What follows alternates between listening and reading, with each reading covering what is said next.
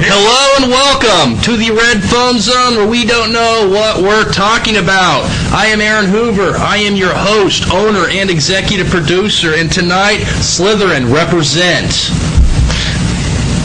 I am Shay Rinke, Vice President of Marketing for Eye of the Vortex Online. I am Ethan Parker. I am the president of Gamers Haven Social Club and Podcasts. All right. I'm also the doctor. You also the doctor? I'm the doctor. I have his coat now. Oh, you do? That's right. What do you think about that when you took it from him? Well, he was regenerating at the time, so it didn't really matter. What's Doctor Who the doctor of? Is it pediatrics? He's the doctor. He's just the doctor of doctoring? He's the doctoring of who? No, he's just the doctor. It's Aaron, or Shay, or Ethan. It's Doctor. Gotcha. So, what are we doing talking in this basement? We got evicted from our secret underground lair. That's not what I mean. Like, why do we even do this? Why are we? Because we like talking about geek stuff. We do like talking about geek stuff. This is a weekly geek cast. We are on our 6th episode, and I got to tell you, 6? 6.5 because of 0. Right. Yeah. I got to tell you, I'm really excited because I am representing my Slytherin colors because this is our first ever special. We are going to be covering lots of good things Harry Potter. We're going to be covering, we're going to do a top 6 where we discuss the Harry Potter films in our favorite order with each of us. And we are debuting a new section that we're calling Versus, the geekiest thing that we will ever possibly do, where we take two seemingly unlikely to meet characters and we face them up against each other and discuss who would be the victor in said battle. In a steel cage. In a steel cage. Sunday. And this week we will be discussing who would win in a fight of Anakin Skywalker versus one Harry James Potter. Who's that? I don't know, some guy. So, He went to Hogwarts with you? yeah, he went to Hogwarts with me, but, I kicked his butt, and I took his wand. Actually, I did not take his wand, but Dumbledore's wand. I took Dumbledore's wand, and I'd like to kind of show you guys. I'm rocking all my Potter gear. I'm loving it. I've got myself the Dumbledore wand. It's the Master Replicas, and I'd also like to point out that it's very super cool. It doesn't work, though. I've tried. It won't kill Shay. I want my money back. Yeah, I think it's cool. It looks good. I do want to point out that the Aaron in me thinks it's very, very, very cool that this came in this nice felt box with the Ollivander logo on it and everything. But the geek in me says it's that very chic. Very chic. There we go. It's very pretty. Very pretty.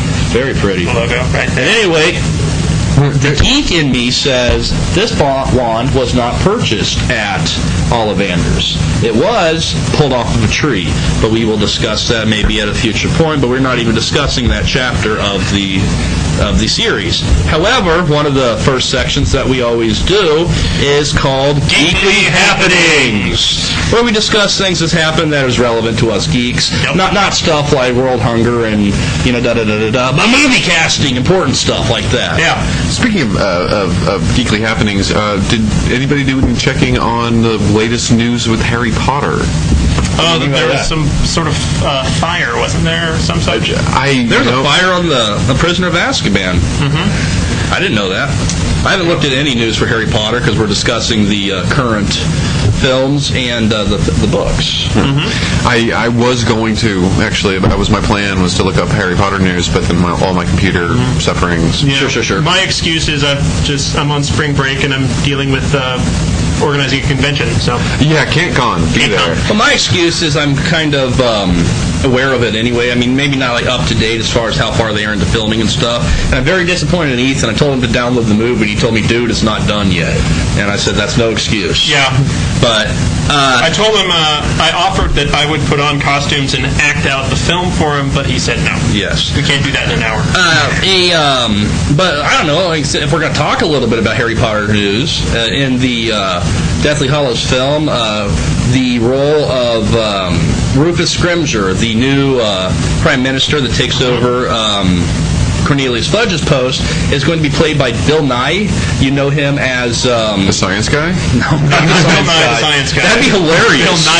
Bill Nighy. Who was the bad guy in 2 of the 3 Underworld movies. He was Davy Jones. He was awesome in Love Actually. I forget his character's name, but he was in Shaun of the Dead. He also had a very Philip. Was he the annoying, yeah. Philip. annoying like lovesick one? Yeah. No, Philip. He was the. he was Sean's stepfather. Right. Yes. And So, he was like, also he's not briefly my in, dad. Yeah, he was also briefly in Hot Fuzz. Yeah, he is awesome. I just really like him, and that's a good casting. I mean, He's a great actor. oh, he I love is. that He guy. really is. And like in an interview before that, he said he was going on. It's like, I'm probably the only British actor that hasn't done a Harry Potter film. And then very Yeah. shortly thereafter, he got cast in a Harry Potter Yeah, film. well, it's kind of weird. They heard It's like that, found a part for him. It worked for Samuel Jackson Yeah. for Star Wars. for Star Wars. But he didn't say that. He said, I want to be in Star Wars. But he's all like, I haven't been in it, and that's all right. But at any rate, no, he got cast as Rufus Scrimgeour, the new Minister of Magic. What's weird is in the books, he actually shows up in the 6th book. He does not show up in the 7th book. He's briefly in the 7th book. Yeah. I'm kind of wondering how they're going to deal with that, but I suppose I'll wait for... All the movies go through an approval process with J.K. Rowling.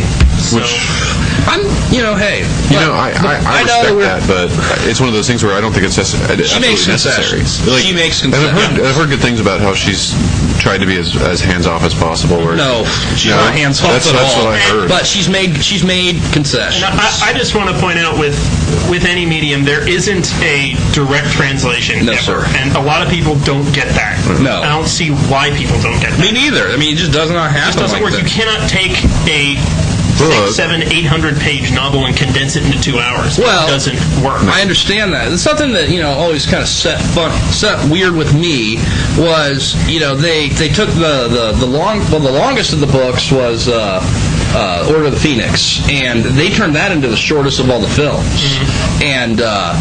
But that worked because a lot of the book was just internal. Oh, woe is me! It sucks being the chosen one and all that crap. But as far as shortening books, they made a lot of cuts out of the Goblet of Fire. Oh yeah, And then I like that one. the movie or the book. The book and the movie. I love the book. But Fun movie. they did the same thing in the 6th film. Is they cut out the whole fight at the end of the movie. However, at the end of the book, there's a huge. I know. However, the reasoning for doing that was they are splitting the 7th film into 2 movies, which I thought if they're going to split any of them into 2 movies, it should have been the 4th, honestly. Yeah. But what they're doing is they're going to move that fight to the beginning of the Deathly Hollows. Interesting. Oh, at least a fight. Obviously, it can't be that fight because they're up on the tower. Yeah. And it is David Yates who's directing the new one. So. Yes. So he directed. What all did he direct? He's directed. Did he direct Order of the Phoenix? Or no? I'm sorry, not Order. He did Goblet the of last Fire. one. He directed Goblet. I think Mike. No, did that. no, Mike Newell, and then it was David Yates. David Yates has done them all since then. Yeah, okay. Since the 5th one. Sure. And then the first 2 were Christopher Columbus, and the 3rd was Alfonso Cuarón. We are going to get a little bit off topic here with Harry Potter. Yes, and we need to talk about Green Lantern again. We do need to talk about Green Lantern again. What happened with Green Lantern? Well, hold on. Before I want to get this, we were, in all of our frustrations last week, and we, only getting the show posted today, we weren't able to look up stuff, even though we had ample time. Yeah. So I need to point out that Carol Organizing Ferris... a convention. Yeah. I did some research about things we didn't know last week. Carol Ferris in the Green Lantern movie has been cast by Blake Lively. She is a 22-year-old actress. She's best known for she was in the Sisterhood of the Traveling Pants, and she was in other things like that. Other movies. But pretty much no. That's a funny thing to say, but it's the truth. I mean, it is other movies like that. She was in Gossip Girl. She's in that. She's 22 years old, which I pointed out is kind of weird because Ryan Reynolds is 33 and Peter Sarsgaard is 39. So I just think, well, whatever. I mean, everybody wants a young. But anyway. chick. So, Green Lantern. And what I'm now discussing is the recent casting is the casting of one Angela Bassett as Amanda Waller, which is interesting to say the least. Angela Bassett, beautiful woman. Beautiful Solid woman. actress. Solid actress. My choice to play Storm in the original X-Men movie. She's going to do a good job, but honestly, if I had cast Amanda Waller in a movie, it'd be CCH Pounder. Because she did the character in the Justice League cartoon. And she looks the part. She acts the part. However, they might be going for a younger version of her. Honestly, I've seen... maybe I've heard a lot of parallels to the Nick Fury thing in Marvel. I've heard parallels to that, and they probably are going for a younger and more attractive. But Amanda Waller's like a short-haired, plump, mean black woman in the comics and the everything, and I think it's interesting to say the least. They're going to sex her up a little bit. Oh yeah, she's super sexy. Angela Bassett's a very, very beautiful woman. Yeah. And she's in her 40s now, almost 50, I think. Yeah, I never looked up her age. She's beautiful. I mean, Really? CCH Pounder's got to be. Hell, I don't know. Well, CCH Pounder's a fantastic actress. Oh yeah, and also a very good character actress. It was funny listening to people like I don't even want to think of his name. The creator of the animated series, Batman the Animated Series. Bruce Timm? Yeah, but Bruce Timm talking about C.H. Pounder when they're calling her in to play Amanda Waller, because she played her in several episodes. Yep. And every single time that she called her, they called her and say, "Oh, what do you want me to play?" It's like, the same character you played last time. What? I don't remember that. What was it? And she was just like really disconnected from the role, but she nailed it. That's just a sign. I think she's just a great actress. Oh yeah, she is. She works. She's like in 12 different series at a time. Oh, I know. She's on some sort of Law and Order or something like that. She's shown up on there. She was on The Shield for quite a while. Shield, yeah. Yeah. Actually, you're right. It was a while. I didn't realize that. Showing on for, I want to say, 6 years. Mm-hmm. Is the Shield still? No, Shield's still. No, it's finally over. And you should see the last season. It's really good. The whole series is really good. Not a huge cop show guy. Amazing. What else is happening? Geekly happenings, Ethan? I don't know. You don't know? You emailed me stuff about it. I did? You did. I'm thinking with sand here. You're thinking with sand. How about a 3D remake of Buck Rogers? Oh, yeah. Done by Paul W.S. Anderson. Paul W.S. Anderson of Mortal Kombat fame? Mortal Kombat was Soldier, just Event Horizon. I liked Mortal Kombat. The first Alien vs. Predator, the first Resident Evil. So he sort of hit and miss. Yeah. But anyway, we saw Death Race. Yep. And it's going to be 3D, so I mean that could be a really cool movie. It could suck. It could suck. It's like any. He was also briefly attached to a Castlevania movie, but it died. Yeah. I heard about all that. Interesting. It'd be hard to work the whole Belmont. I guess it wouldn't be that hard. I mean, it's basically Van Helsing. Oh yeah, it's better than giving it to Yui Ball. Yeah. Which was a discussion. Sorry, I just had an embolism. Isn't there a petition going around to prevent Yui Ball from ever making another movie? Yeah, but the last movie was tanked so badly. He's back to making low-budget independent films. What movie is this? But he almost always makes money because he doesn't make his movies. He doesn't spend a lot of money on it. He does it through it shows. I know. And he does like some tax thing where he films them somewhere. Yeah. And he doesn't spend a lot of money, and then everyone wants to go see the new horrible Yui Bowl movie, and they keep him working. I'm not positive I've seen one of his movies, to tell you the truth. I mean, I understand I'm better for it. It's the common opinion. I can't think of a name of a movie that he's made off the top of my head. No, I know. House of the Dead, Alone in the Dark. Haven't seen it. Nope. Blood Rain. Haven't seen it.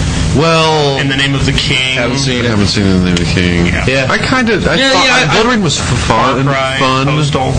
Haven't seen it. It's hard to imagine that Blood Rain was cheap. Like, there was a lot of special effects and vampires and werewolves and stuff. Special effects are getting cheaper and cheaper and cheaper these days. So, what else? What was the Green Lantern news? Amanda Waller. Gotcha. I'm excited. I mean, it's really cool they're going to be putting Amanda Waller in. That's she's a character I really like a lot, and it's just something that I did not expect to see happen. Especially didn't expect to see it in the Green Lantern movie.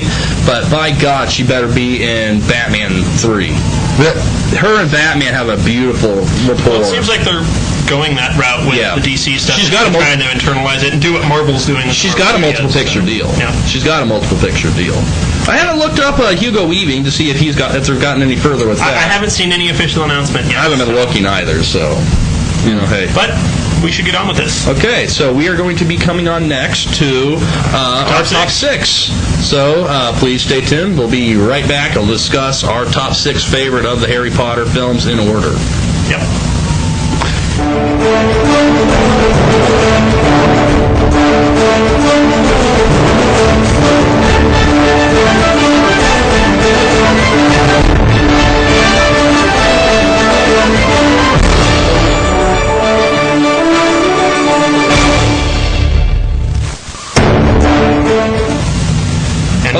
And we are back with the top 6, where we are going to be discussing our top 6 favorite of the Harry Potter movies in order.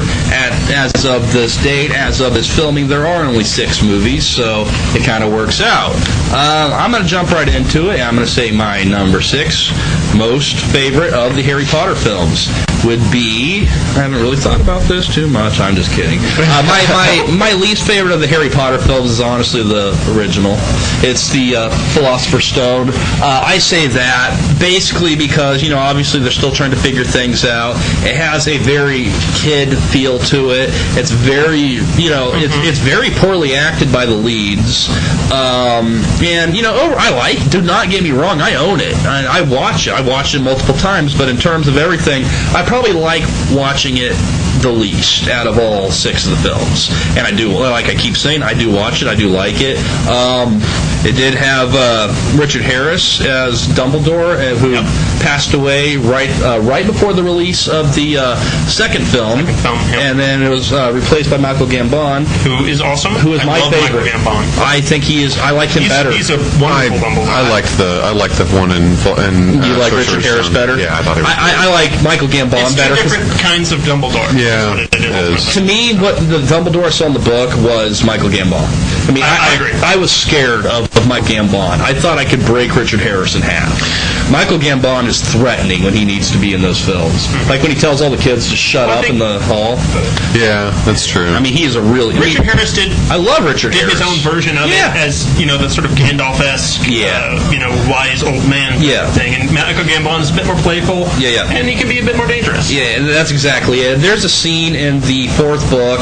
Spoilers, by the way. We're not going to worry about this. We're going to talk about stuff that happened. We assume at this point... The boat sinks, and Rosebud's a sled.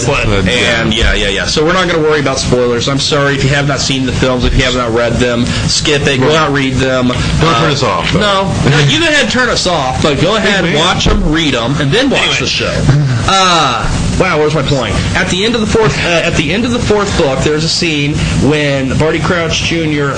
/ Mad Eye Moody is exposed as the bad guy, and he's about ready to kill Harry, and Dumbledore walks in the room, and he kicks the door open, and he's on Barty Crouch in a flash, and there's a line, I don't remember it, but Harry's like, the kind old man that he remembers that he's been learning from all these years was gone, and in his place stood a fierce warrior, and that's what always sinks in my mind about Dumbledore. Mm-hmm. So moving on, Ethan, what would be your least favorite? My least favorite one would have to be Chamber of Secrets. Yeah.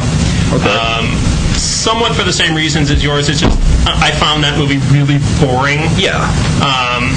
The first movie still had that flavor of wonder in it, but the second one just sort of seemed blah. See, I have to, and I agree with you. And you know what? What would your number? My number 6 is actually Prisoner of Azkaban. Wow. Okay. I also it was really to a point. It was hard for me to make my decisions actually because I liked all of them fairly equally. Yeah. And so to say I don't like. Yeah, and I'm saying the exact same thing. I like all. I think we all collectively like all the movies. Yeah. Yeah. I made my decision kind of off the fact that I didn't like Sirius Black as a character. Really? Yeah. Okay. I love Gary Oldman. I love Gary Oldman. Gary Oldman. I can't say he does no wrong in my book, but it's pretty close. Oh no, he does wrong. He does wrong in my book, but I love Gary Oldman. And I love Bruce Campbell, but he does wrong. Oh, good. Christopher Lee. How could love Bruce him. Campbell do Horrible anything movies. wrong? He does wrong. What has Bruce Campbell ever done wrong? Oh my God. We're not going to get. Maybe we need to do a Bruce Campbell special. Go watch Alien Apocalypse. Yeah. All right. Anyway, back to Wizards. So, okay, your least favorite, you didn't like him. My number 5, and which is why I cut Ethan off, and I do apologize, is because I'll meet you later. That's fine. My number 5 is the Chamber of Secrets, but it ended up becoming my second favorite for the exact same reasons that it became your least favorite, but it won out over the Philosopher's Stone just for the fact of the monumental improvement in Daniel Radcliffe's acting. That first. To clarify, the first film and the first book was released here in the U.S. as Harry Potter and the Sorcerer's I'm Stone. sorry, I did that, didn't I? And abroad it was the Philosopher's Stone. Which is what I just said. I call it the Philosopher's Stone. I'm sorry, guys. Sorcerer's Stone. It is the original When you're saying title. Philosopher's Stone, it's the same. It's the same thing, but it was just a monumental improvement in Daniel Radcliffe's acting. I agree. See, I was scared watching the first one that I was going to have to deal with, this horrible acting for 7 more films, and then I saw the second one. I'm like, okay, I can deal with this, and that was that. So that's why that's my set. For the same reasons, for the exact same reasons. It was really good. It was good. I liked the way the snake looked. I always had a beef. It looked better than the Anaconda. Sure did. It had Jenny in it. I never liked the way that the Sword of Godric Gryffindor looked. I thought it looked like a toy. It did look. And it becomes really, really relevant later on. And I'm having a hard time seeing some of this cool shit happen. This cool Smurf happen a little bit later on when. He's going to start the Smurf thing. Yeah. Okay, so that's copyright Gamer Saving Fun. All right, I'll give you a buck. Hey, all right. What would you say is your second least favorite? My second least favorite, Yes, sir. is going to be Goblet of Fire. Really? Okay. On what grounds? I just didn't. I don't know. I thought it was a little bit. The Goblet of Fire was a little bit. I don't know. It seemed like it moved around a little bit more. It wasn't as cohesive as some of the other ones. Like the storyline was. There was a lot of stuff that happened in Goblet of Fire. They covered a lot of ground. All the books had a lot of ground to cover. Have you read the books? Yeah, I have actually read all the books except for the last one. Actually, Deathly Hallows. Yeah, I decided to read it after I watched the movies just so I could. It being the better of the two, no matter how we slice it. Yeah. But I didn't think they did as good a job in Goblet of Fire bringing it together. It seemed like they were doing the one thing, and then they moved to the other thing, and then the tournament was separate from the. With everything they had to cut out of that movie, I'm as amazed that it is as well put together as it is. Yeah. I mean, there's a lot of parts of it that when we talk about omissions from the films, there's some things that I'm really amazed that Rowling allowed to be cut out, like spew. I mean, it's a huge thing. The Society for Protection of Elfish Warfare. Nary a word. What? Nary a word. And it's relevant later. And Peeves the Poltergeist. Yeah, Peeves. He wasn't really relevant though. I could see him being cut out, but he was really well liked. I mean, you like to hate him because he's annoying as hell. Right, but he's a fun character. He's a fun character. And he is in the DVD release, the director's cut of the Sorcerer's Stone, in a cutscene. And I think I remember that. Yeah, and I think he's actually in the if you put in your DVD and watch it, you can actually see him. Okay, so that gives me back to my, what would that be, fourth favorite of the films? Well, I haven't done my fifth. Oh, you haven't? No, you skipped me. I'm sorry. It's okay. I don't take it personally. My fifth favorite would be the Harry Potter and the Sorcerer's Stone. Okay. Really. It's an interesting, fun, whimsical movie, but there are better ones. Oh yeah, sure. They've gotten better. So. Oh, they've gotten a lot better. I mean, and it's kind of hard to watch it at various points because it's just. Yeah. So. Thanks. Just some of Mr. Radcliffe's just awful child acting is not good. Okay, so now I'm on to my fourth. Now you're on your fourth. So guys, I didn't really figure this out in advance. I know my least favorite and my most favorite, but I'd have to say that I'd probably give it to the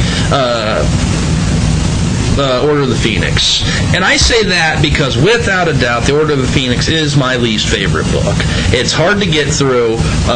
It's, like I said, there's a lot of inner monologue of Harry being, jealous and kind of like a little brat, really. And it was a really long book, the longest of all the books, and yet it was the shortest of the films. And I actually thought they took what I thought was a boring book and actually made it a kind of exciting movie. Our friend Mike says that he really did dig the fight between Voldemort and Dumbledore in the end. And it's a good fight. It's pretty cool. It is cooler in the book, as Ethan is trying to say, but it is cool. It looked nice. There's just lots of things about it I liked, and I have to give them. I give that movie that prop for taking a boring book and making it into an exciting movie.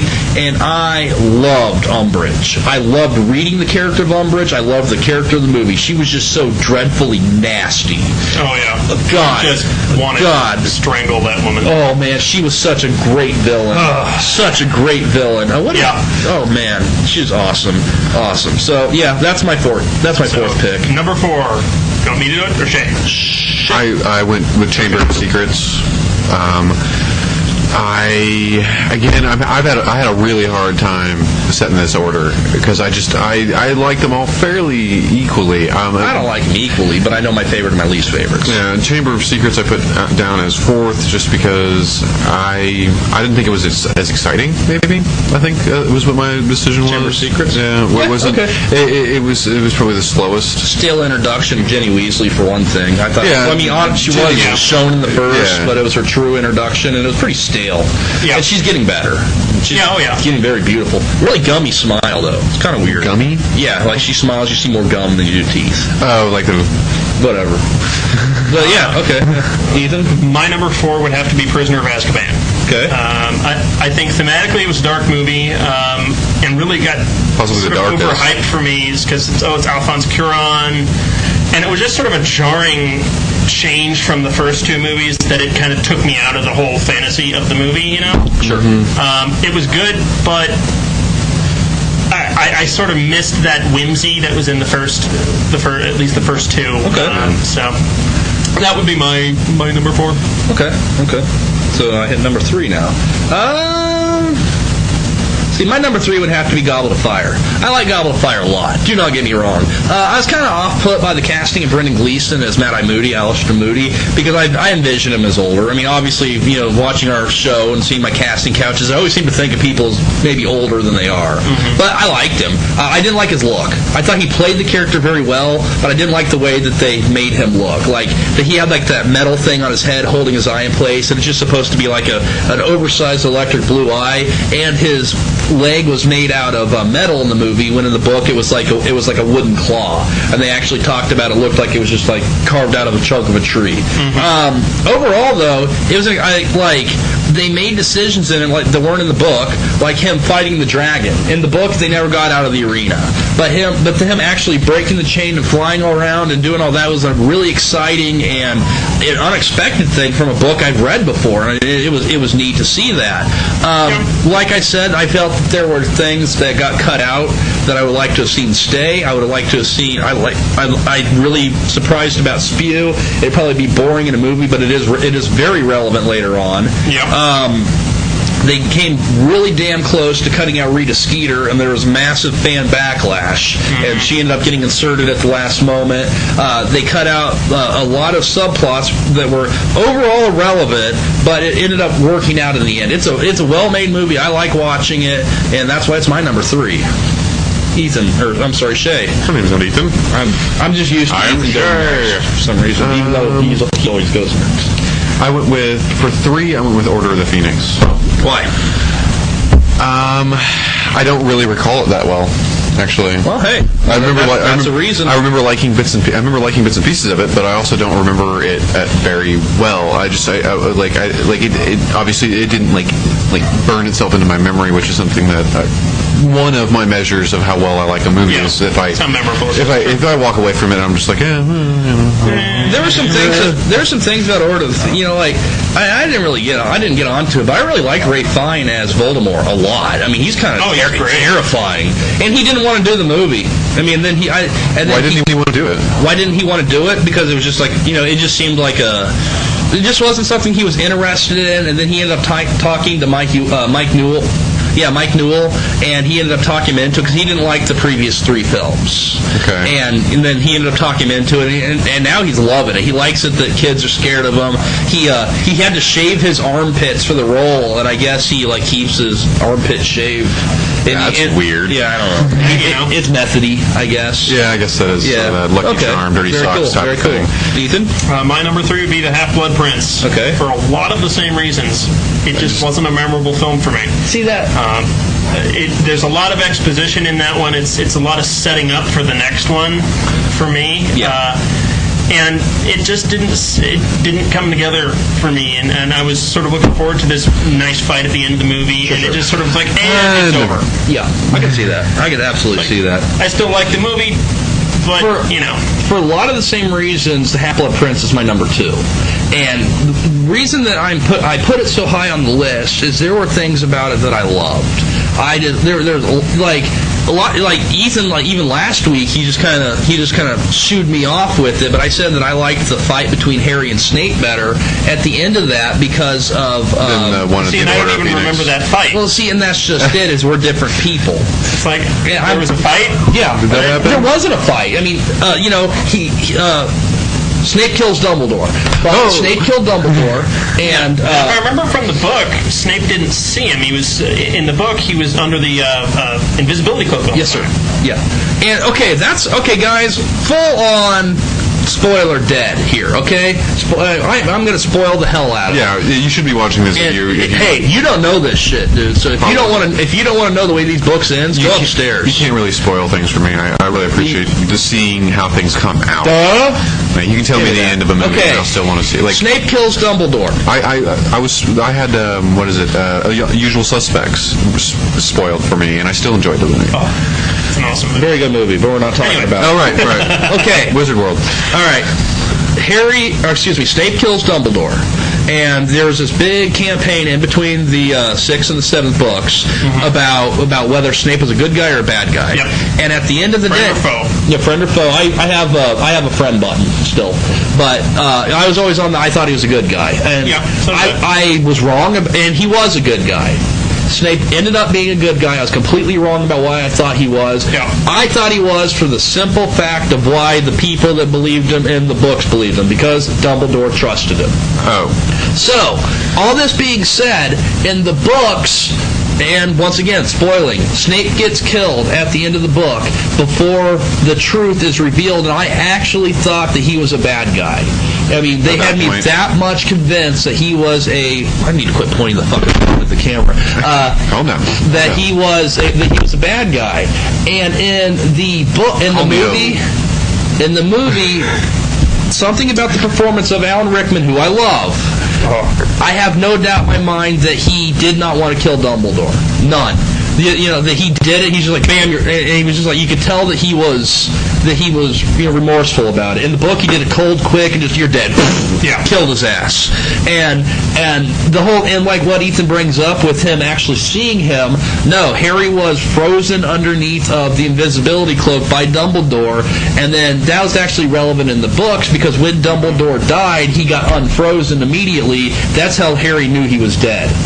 And so that's one of my biggest beefs with it. Michael Gambon deserved some kind of praise for that movie. I don't know if I'd go so far as to say Oscar nomination or something, but maybe a Blockbuster award. I thought he was really good. But Shay, what's your number 2? Yeah. My number 2 is Harry Potter and the Philosopher's Stone, because we all know that philosophers and sorcerers are basically the same thing.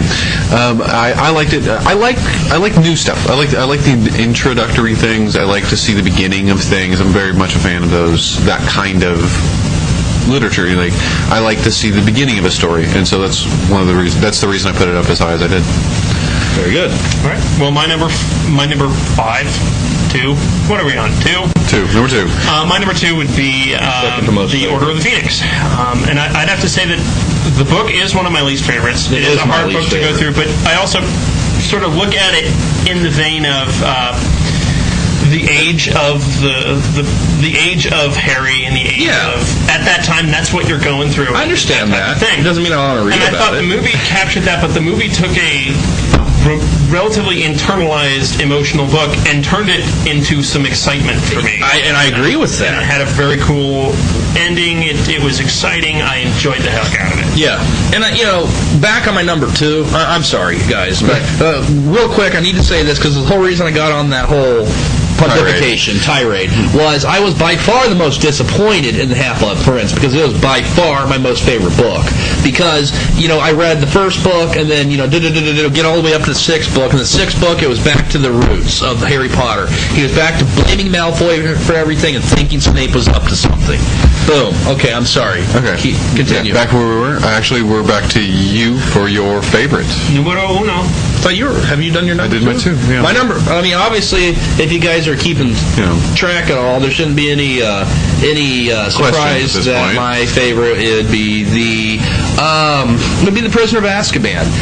It is my second most favorite of the books, second only to, like I said, the Half-Blood Prince, because the Half-Blood Prince, like I said, returns to the roles.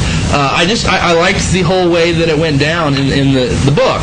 Movie-wise, the first two books, be that as they may, be how they were created, felt very American to me. And the Prisoner of Azkaban actually felt like a British production. It looked British, it was acted British, it was shot British. I liked seeing them in their street clothes. Alfonso Cuarón isn't British. I understand that, but the movie seemed British. And that's what I'm saying, though. Is I really enjoyed it. Did you see? He was acting behind the camera. Acting. No, he acted British. Okay. He directed British. He directed British. I don't know. He acted like he was directing British. It felt like a British film to me for the first time. The first two felt like a bland American production, and this actually felt. I would agree with that. And this one actually felt more along the lines of what I felt like watching the movie. And what's weird is the thing about it that did it for me was. A big thing about it was the clothes, and a big thing about it was the fact they used a lot of practical effects in place of CGI. That's why it's my most favorite. Sorry, guys. Shay? Okay. My favorite, and this is sort of a cop-out, is the Half-Blood Prince, right? Half-Blood Prince, and the reason being is I haven't seen it yet. Okay. Well. So obviously it must be the best. Oh, God. It's gotta be. I'm looking forward to seeing it the most. Yeah, okay. Yeah. So? Okay, well, my number one is Goblet of Fire. Okay. I loved that one. It was my favorite book. And probably the most fun to watch. It was definitely the most fun to watch. It was exciting. It had some great stuff happening. No boobs. It had Mad-Eye Moody. No boobs. No boobs. It had... It was a change of pace from the first three books with the tournament going on. Yeah. And there's really going, they're doing Quidditch again, da-da-da. No, this time it's this whole tournament thing going on. And you had Mad-Eye Moody in there, who seemed like awesome. And then he's... Not. I also like Remus. The reason I like it so much is at the end of the book and into the movie, the character you've grown to love of Mad-Eye Moody isn't Mad-Eye Moody. Yeah, that's neat. Yeah. And so you're going, I love Mad-Eye Moody, but it really wasn't Mad-Eye Moody. I love Barty Crouch Jr., who's the bad guy. Yeah. That's you know what? That's a really nice twist. That is my biggest bitch about all the films. Is the fact that Mad-Eye Moody at the end of the book got kissed by the Dementor. And, it sucked out his soul. They made no mention of that in the book. They just acted like to send his ass back to Azkaban. No, not Mad-Eye Moody. I'm sorry, you're right. See, I was doing it backwards. Yeah. Barty Crouch Jr. Was given a Dementor's kiss, and it really pissed a lot of people off because he didn't have to pay for his crimes, which led to the resurrection of Voldemort and the death of Cedric Diggory. Yep. And that was something I thought that was my biggest beef about all the movies, honestly, was I really wanted to see that put in there. But yeah, I agree. I mean, it was very well cast. I like Brendan Gleeson. I just didn't like his look, but that's personal preference. What's her name? Frances Delatour as the big woman, Madame Maxine. Awesome casting. Awesome casting. I just thought it was a great ensemble. Yeah, it really worked. No, I like it a lot. I liked it. I like it a lot. But yeah, that would be. So we got more time to talk about stuff? Nope. Well, okay. Now we're going to move on to our new segment that we call Versus, where we discuss what would happen if Harry Potter and Anakin Skywalker squared off in Mortal Kombat.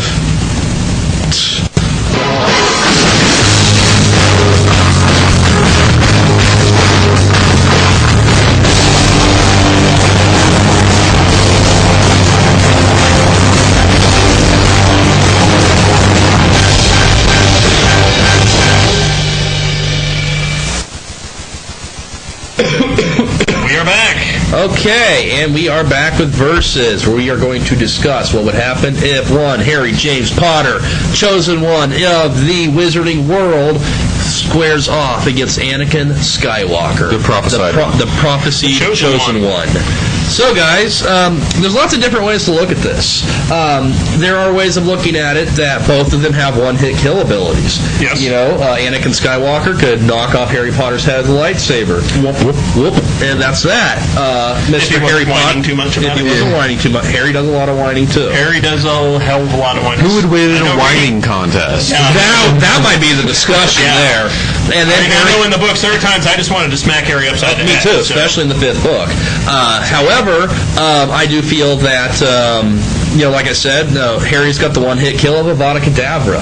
So we got to look at that. We got to look. And it's ranged. And it is ranged. So we do have that. Harry can really do anything he wants. Really. Yeah, within reason. He's a wizard. But he still has to hit with the wand. Is the problem? He does still have to hit with the wand, which does not have the same range as the lightsaber. That's true. But Anakin has the Jedi speed going for him. Yes, he does. And that could really make it. Beat Avada Kedavra. Speed kills. I mean, if you can hit somebody faster, then you're gonna win. They could be 10 times as powerful as you, but if you pull it off faster, it's gonna be a kill. If they can get their kill strike in fast. When it comes down to the martial prowess of both of them, I would say that you could take Anakin Skywalker and Harry Potter and strip them down to just bare clothes, throw them in a cage, and give them both a stick. If you start putting in baby oil, then no. Have a serious discussion. If you threw them both in there with a stick, Anakin would kill the living. Oh my God! Harry could not take him with Anakin is battle hardened. Anakin's a warrior. Harry is a kid. At best, he's a jock. See, what I'm looking at, there's also he's a wizard jock. He is a wizard jock. He's a wizard jock. I mean, he's the wizard nerd is Hermione. Right. Yeah. She's the nerdiest. But when it comes, then it comes down to it. Anakin is a simpleton. He's a fucking idiot. Well, no, he killed a droid when he was a kid. He has the overconfidence problem. He's got the overconfidence problem, which Harry has a little bit of. He is a little overconfident, but he's nothing like Anakin. I wouldn't say really overconfident is he just lets his emotions take him. Yeah, he's a very emotional person. I'm pissed off, so I'm going to go do this. I think really dumb. You throw them both in a steel cage, give them sticks. Anakin would kill the shit out of them. Yes. I think that Harry Potter could think his way. He would outsmart and he would outmaneuver Anakin in any fight. And what I am doing is just to make it a little bit more fair, I'm putting Anakin at about the episode 3 age of 20, and I'm putting Harry about the age of the end of Deathly Hallows. About 17, something like that. That's I can be like 20. I can do like Darth Vader versus 12-year-old Harry Potter. The end. The end. So that's what I'm looking at this. And Storm versus Galactus. Yeah, the end. Oh shit, what are we talking about now? When it comes down to it, martial prowess, I mean, there's different ways of looking at it. And I think the thing that's going to have to be the deal breaker in this is going to be, actually the meaning of the prophecies. That's why we decided to actually discuss this, because they are both chosen ones. They're both creatures of one will bring balance to the force. One may not live while the other survives, and so by that rationale, Anakin could not kill Harry Potter. Plain and simple. I mean, you could argue in there that something would happen to interfere, which is what happens in the books. Which is what the Deus Ex Machina type of. And there is always something there that saves Harry. Thank you. Yeah, there is always something there that saves Harry. But at the same time, there's nothing saying that Harry killing Anakin couldn't bring balance to the Force somehow. You know what I mean? Right. Well, you wouldn't get Luke out of Anakin. Well, I guess you could, because you could set it at the after. I said at the end of Revenge of the Sith.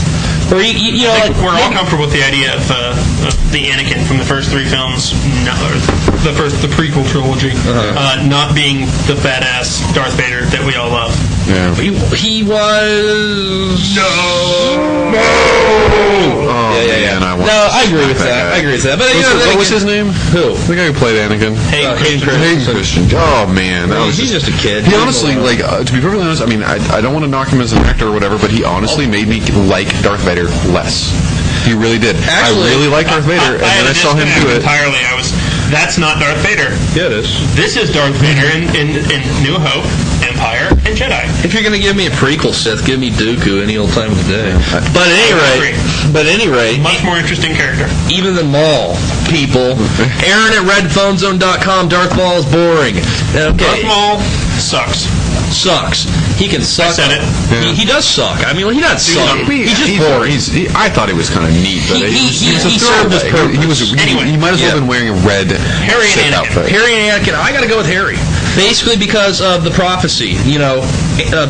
Basically, Anakin cannot kill Harry because of the prophecy. Nothing saying, like I said, nothing saying that whatever. And this is not a bias to me. I don't particularly like Harry Potter, the character. I like the universe. The same thing with Star Wars. I love Star Wars. Ask Ethan, ask Shay. I love Star Wars. Don't really like Anakin, and even before the prequel trilogy, I wasn't that hot on Darth Vader, really. I mean, he's cool. I like his suit. I think I don't know that he deserves to be at the top of the best villains ever lists. I'm not sure. Oh, I'd put Darth Vader up there. I don't. He's up there. He's up there, but he wouldn't be the number one to me. It'd be Hannibal Lecter or the Wicked Witch of the West, something like that. Hannibal Lecter. Yeah, probably Hannibal Lecter. Definitely be Darth Vader. Yeah, okay, but you know what? Actually, you know who Some fava beans and a nice Chianti. you know who can fall into my top 5 movie villains of all time these days? Voldemort. He's pretty cool. That would I think we've got top 6 on our hands for that. So We just might. I think we would. Yeah. So yeah, my vote is Harry. Harry, and I feel comfortable that's not a bias because when it comes down to it, I don't particularly like either of them. Just in terms of the confines of their prophecies, I think the Harry would take his ass out. I think you hit it on the head there, is that the prophecy is going, the powers that Harry has at his disposal are not just his. They're that, like, everyone who has ever loved him and everyone who ever wishes him well sends him like this wellspring of power that is going to back him up in the corner, basically. That's cool. Yeah, and I would say Harry Potter would win, and not because you hate the shit out of episode 2. I do hate the shit out of episode 2. That's my least. We got to get that shit out of there. Trying to approach this very rationally, Me too. and really for the same reasons you guys are saying, is something always saves Harry. Yeah, it does. Now, if we're talking after the death of Voldemort and whatnot, Anakin would kill the shit out of him in 4 seconds. But before 4 that, seconds. I don't think fate would let it happen. No, I guarantee it wouldn't. In a pitch down, drag out fight, it would be Anakin. Well, no, hands down. he's a battle hardened warrior. The fight would last all of 3 seconds, and Harry would be in 2 or 3 pieces. Yeah. Before he could say Expelliarmus. Yeah. And if he did, it's Expelliarmus, really and I have it back. Yeah. Wow. That'd be a neat fight to see, though. Wizard versus Jedi. We need to make that. Let's just figure out how to filming that immediately. Yeah. Get to it. So we got the wand. All we need is a lightsaber. Okay, so we say that it looks like it's we generally say that the prophecy is going to protect Harry. Without the prophecy, it's a different story. Yeah. And that's just it. Is they're so hard to put together anyway because we don't know where Harry's going to go. We don't know where he's going to do. Is he dead at the end of the damn thing? No. Okay. He's a normal fucking wizard at the end of the Deathly Hallows. Dumbledore was a normal wizard. Bullshit. Really badass.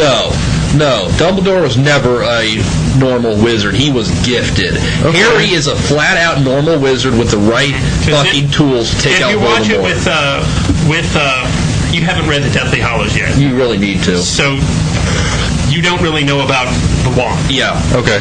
So which is something that this kind of sucks. I mean, I don't want to. I mean, this is bad of you viewers, but I feel more bad about spoiling this for Shay than I do you guys, because you can turn it off. He's got to be here. Yeah. But yeah, the wand is a very relevant thing that Ethan is pointing out. The Hollows are a very relevant thing. Okay. Because don't worry about it. Dumbledore would have that, he'd win. Yeah, plain and simple. It can't be beaten. That wand cannot be beaten. Okay. That's the magical thing in it. Yeah. Cannot be beaten. As long as you have the wand, do we have time to discuss something? How much time do we have? We can talk about it in the outro.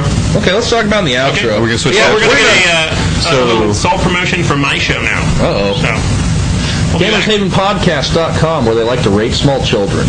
What? Isn't that the... Oh, wait a minute. No. Oh, okay. No, it's entirely consensual. Oh, okay. Entirely consensual. Oh, okay. Good show, though. That's good. Well, what do you think about it? So, what do you do for fun? Me? Oh, I play games. I like games. Whoa, no, I mean tabletop game. With dice and stuff.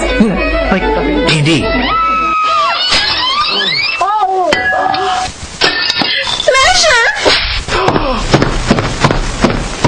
What's it something I said?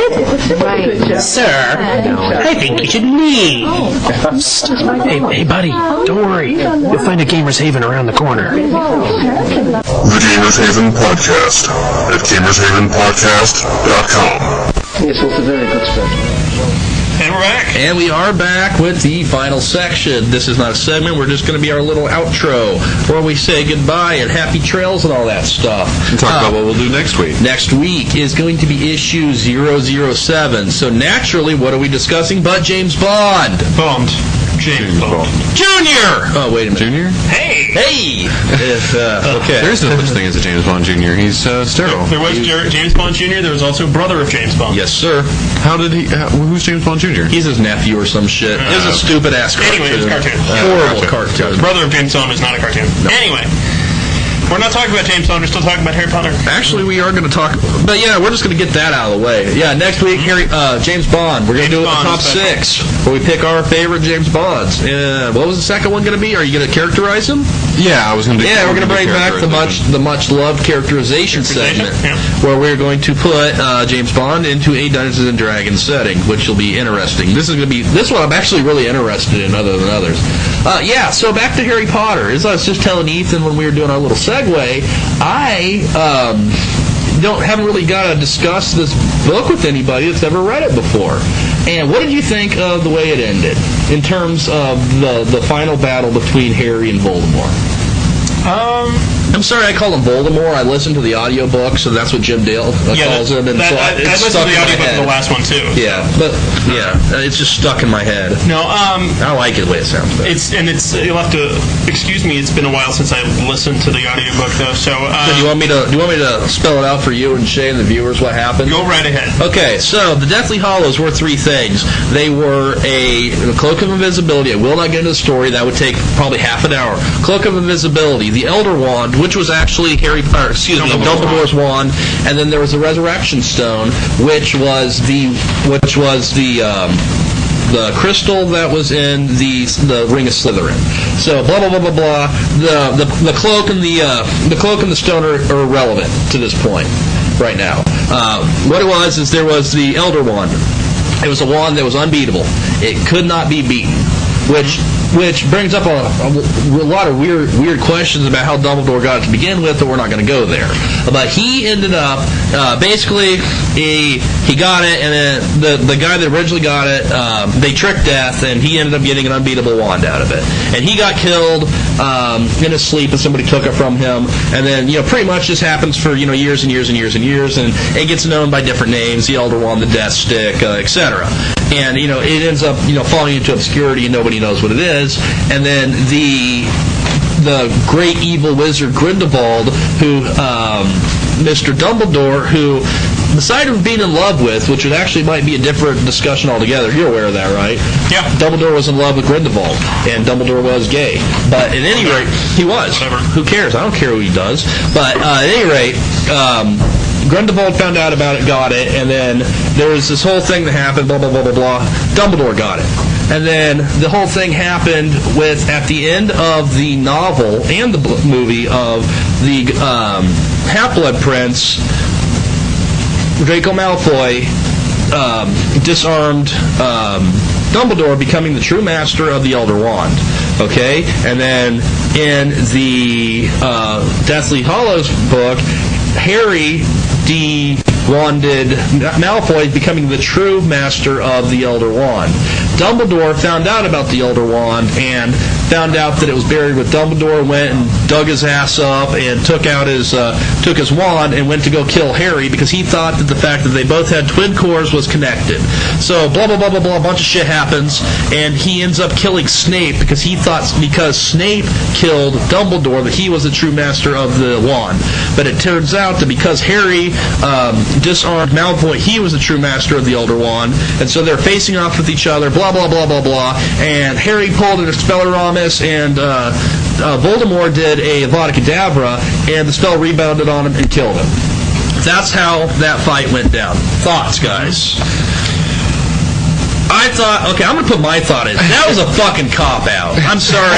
Cop-out. I did not like it that there was this whole entire thing that goes down, and Harry was able to take out the greatest wizard of all time without even getting his hands dirty. I mean, I thought that was a cop-out. And then, honestly... It was a spell rebound. It was a spell rebound and he killed himself. He killed himself. Harry didn't do it. And, there's more to it than that I don't really have time or want to get into. That's like a classic, our hero has never done anything wrong, even to the point... Harry, over the course of the books, has done both the Cruciatus Curse and the Imperious Curse. He's done 2 of the 3 unbreakable the unforgettables. Right. So, he's not perfect. So, I wanted him to pull a fucking Avada Kedavra on him for all the bullshit that he caused over him. Voldemort. I know. I would have done it. Yeah, really. That's my thought. And Ethan's going to be fine with it. Yeah, I was fine with it. Because the fight, basically... The fight was cool. In the Do scene, not get me wrong. The whole fight was awesome. Oh, no. The and battle I didn't feel let down by that. It was just... It felt appropriate. Okay. Yeah. So, Fate of Bellatrix Lestrange. What do you think of that? Bellatrix Lestrange? Do you remember what happened there? No. Molly Weasley killed her. Oh, yeah. I didn't like that at all either. I thought that Neville deserved to take her. I would agree. I totally was hoping Neville would... Neville is the bomb diggity motherfucking shit in the Deathly Hallows. Oh, yeah. He is awesome. Neville's in that awesome. I like Neville. Neville is like an action hero in the... Oh, yeah. I mean, he kills Nagini. He's like the lead... comes out and he is the leader of the underground forces in Hogwarts, so he is awesome in the Deathly Hallows. He is awesome. Oh, I'm really looking forward to that part of the movie. I didn't like the book that much, to tell you the truth. It got really bloodthirsty. I mean, I figured the out... book sort of read like, I need to wrap all this up now. Yeah, exactly. And it sort of dragged on at the very beginning with them wandering about looking for the Horcruxes and stuff. So I'm like... I thought all right, moving on. I felt the Deathly Hallows felt forced. They actually seemed like an afterthought to me. Yeah. She needed a gimmick to throw in on things. I need to fill space up until the last fight in this book. Right. 800 pages. Pretty much. It was don't get me wrong, I like the book, but it was a huge departure from the other books. It has the potential to be a just awesome movie. It does. Death of Dobby. Pair of movies. Yeah, pair of movies. Death of Dobby. Death of Dobby. They killed Dobby. Saddest scene in all of Harry Potter. Saddest scene in all of Harry Potter, and that's in the scene at the end. I was driving when that scene happened, and I had to stop. It was so sad. Like, no, they can't kill him. Stop. In my opinion, would not the scene after Harry buries him, and he's like, I'm gonna fucking kill Voldemort, and if I run into Severus Snape on the way, I'm gonna take his ass out. Wouldn't that be a perfect way for the first chapter of that movie to end? The first. I hope that's where I really wanted to end there. That was by reinvigoration. I now way I see it, real purpose, and this is gonna, Another thing is leading up to the book, Rowling said, yeah, people are gonna die and da da da da. She wasn't lying. I figured it out. Something like 17 named people died. Yeah. 3 of them are relevant. Well, Hermione dies, doesn't she? No. Okay. Her and Ron fuck and stuff. There's a whole Lupin dies. Tonks dies. Crab dies. Mad-Eye dies. Well, there's this email that goes around, that went around right when the book. Oh yeah, I know. That was like Hedwig died. Snape Mad-Eye dies really early in the book. He dies like 3 pages after Hedwig. Hedwig.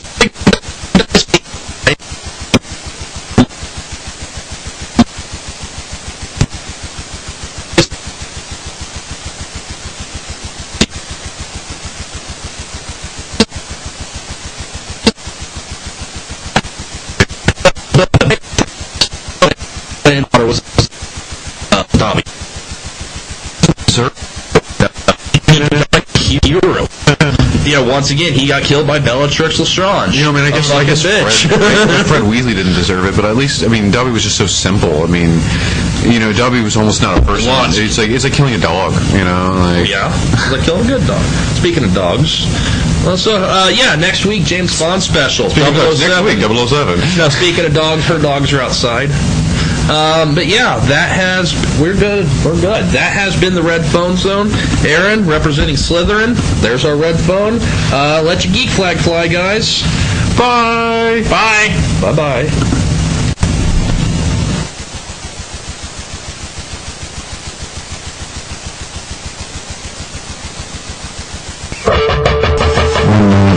5 seconds.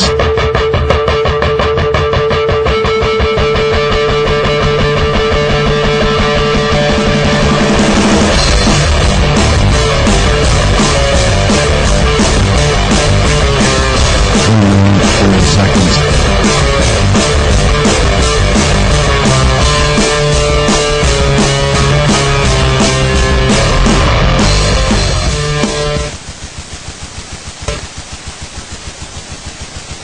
Minute 15 seconds.